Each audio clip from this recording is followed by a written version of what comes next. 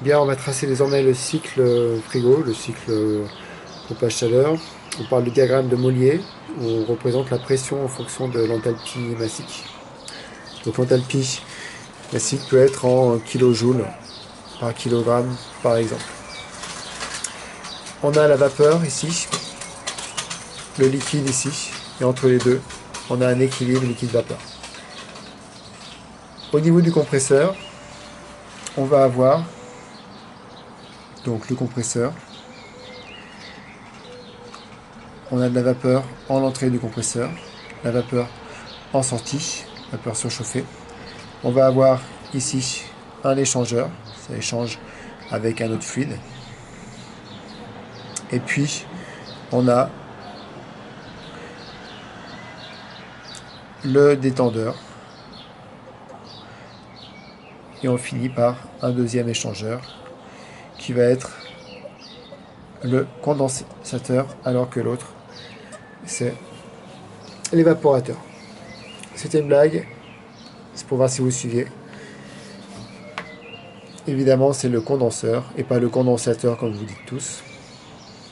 Puisqu'on a de la vapeur et qu'on va avoir ici du liquide, alors qu'ici, on va avoir l'évaporateur. Sur le cycle, je reviens sur le cycle, désolé si ça bouge un petit peu.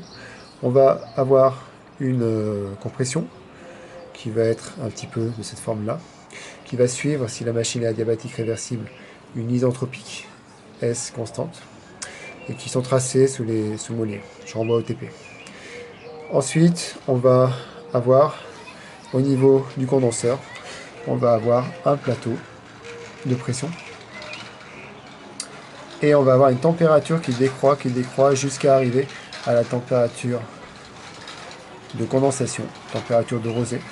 Puis, on va traverser le plateau liquide-vapeur pour arriver à ce niveau-là, au niveau de la fin de la condensation.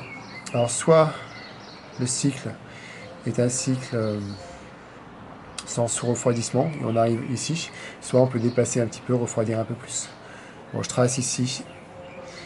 Ensuite, la détente, pour arriver sur le deuxième plateau basse pression, qui est après le détendeur. Alors, lors de la détente, qu'on considère comme isenthalpique, c'est-à-dire à H constant, parce que c'est une détente de Joule-Thomson, on peut définir donc le point en sortie du détendeur, et on voit que au niveau de la vapeur, on a une vaporisation puisqu'on a ça en pourcentage de vapeur.